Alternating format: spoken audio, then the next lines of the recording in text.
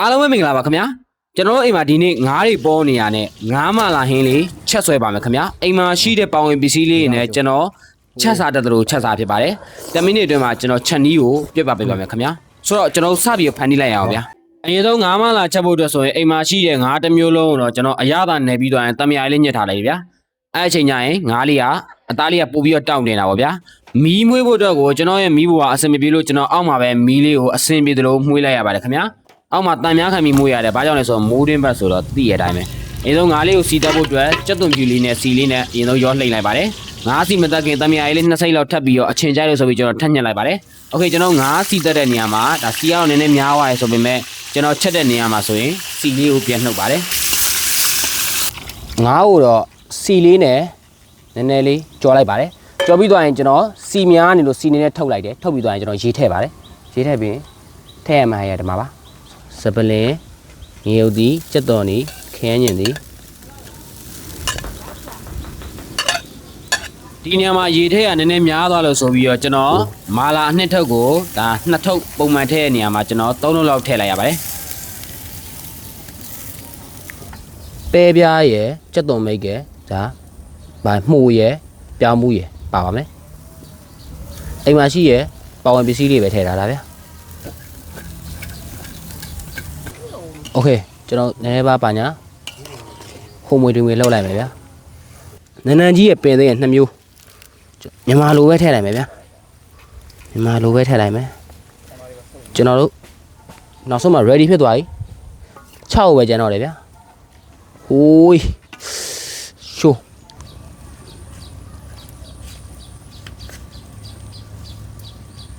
ငါးမလားတောက်ဆန်းလေးရတော့ချင်းစက်လေးရပါပြီခင်ဗျာချင်းစက်ဆိုပေမဲ့အချင်းကတော့ကျွန်တော်တမယာကြီးညှစ်ရမယ်အရင်ဆုံးဒါအဖွားနဲ့အမေတို့ကိုဥချပါမယ်ခင်ဗျာ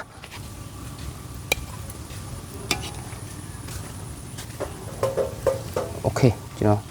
အမေနဲ့ဖွားတော့ကိုနှစ်ကောင်အရင်ဆုံးဥပြခွဲလိုက်ပြီဗျာအရှိမပူပူလောလောကြီးဗျာဆိုဆွဲပါမယ်ခင်ဗျာဟိုးပူပူလောလောလေးဦးထဲဗျာကိုင်မယ်အိုက်စာနေပြီစားကြပါဦးခင်ဗျာဟိုးပူလိုက်တာ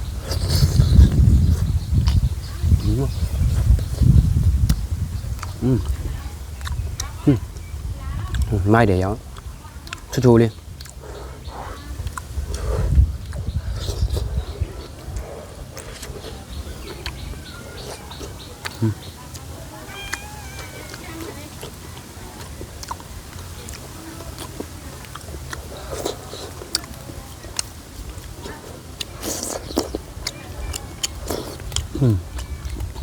တမယာပူဆန်းတော့မိုက်ရ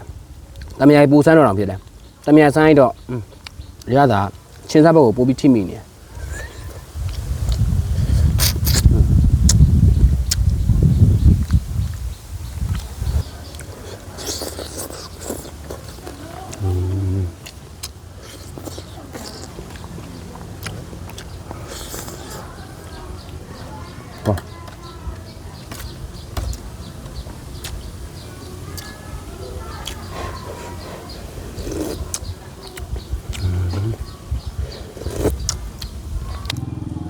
အရင်ကအချင်းလိုတယ်ဗျ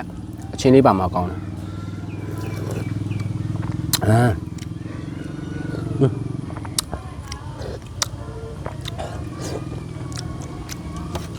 အချင်းလေးပါအရင်ကတော်တော်မိုက်သွားတော့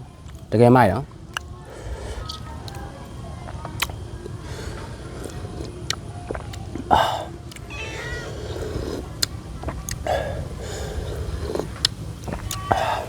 ကိုရှယ်ရောင်း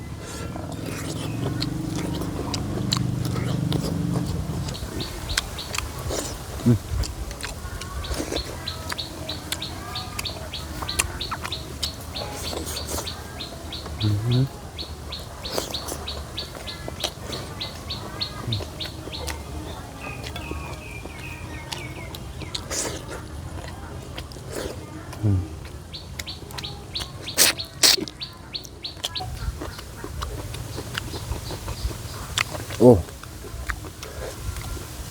ဆိုပါစို့ဗျာငါးတက်မရမောင်းလောက်စားမယ်ငါးကဲလောက်စားမယ်ဆိုရင်အကောင်းဆုံးငါးကတော့ ကက်ကက်တင်ကဒုတိယအကောင်းဆုံးကကတော့ကြောက်ကပြင်းမလည်းကျွန်တော်တို့ဒါ90မြန်မောင်းလောက်စားလဲကောင်းတယ်ပေါင်းစားမယ်ဆိုရင်လည်းကောင်းတယ်အယိုးကအဲ့လောက်မများဘူးကက်ကက်နဲ့အတူတူပဲဗျာဒါပေမဲ့ကက်ကက်တွေကတော့နည်းနည်းပိုဈေးကြီးတာပါဗျာကျွန်တော်ကိုင်မယ်နော်ဝဲဒီတော့ရှိုးဟိုးကြီးပဲဒီငါပုတ်ကိတ်တယ်ဝါဟိုပူလိုက်တာ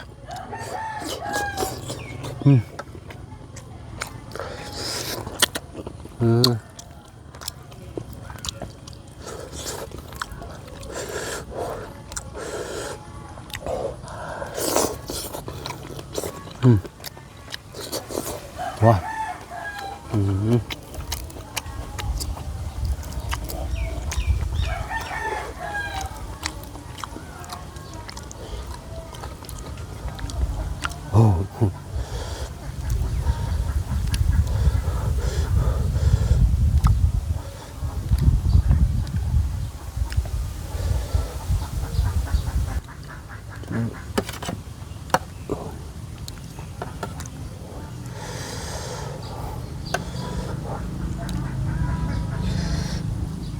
ကားပါလားကားပါရဲ့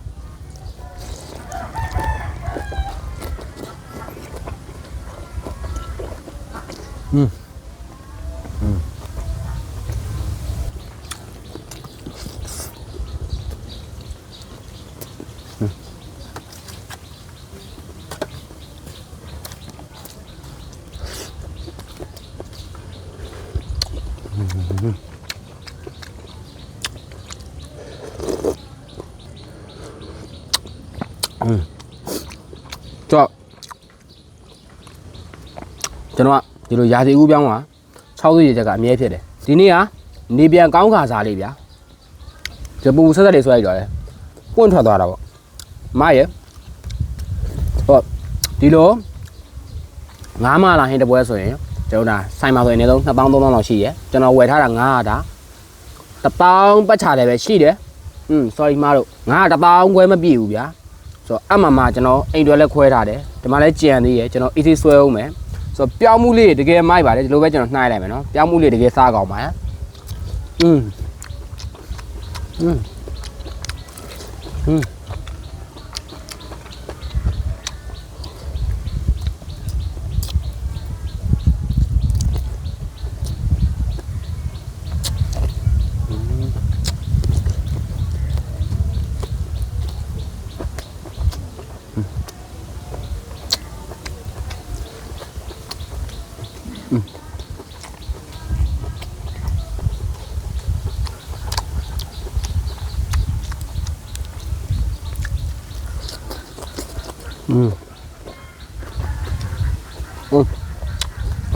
မိုက်အခုဆိုကျွန်တော်နှာခေါင်းတစ်ချုပ်ချုပ်ချောင်းမလည်းတဟော့ဟော့ပေါ့ဗျာဆိုတော့အခုလိုချိန်မှာဒီလိုကျွန်တော်ရဲ့လက်ရကျွန်တော်ဆွဲလိုက်ရတဲ့အချိန်မှာတော့နိဗ္ဗာန်ပဲဆိုတော့တမယာရီနဲ့ညှက်စားရင်ပုံမိုက်တယ်ကျွန်တော်ချင်းစလေးစားကျင်တော့တမယာရီနဲ့ညှက်စားတော်တော်ကောင်းတယ်ကျန်တဲ့ဟာကိုကျွန်တော်အေးဆက်ဆက်ပြီးစားလိုက်ပါဦးမယ်ခင်ဗျာနောက်တဲ့ဗီဒီယိုမှာပြန်ဆုံပါမယ်အားလုံးပဲတက်တာပါခင်ဗျာ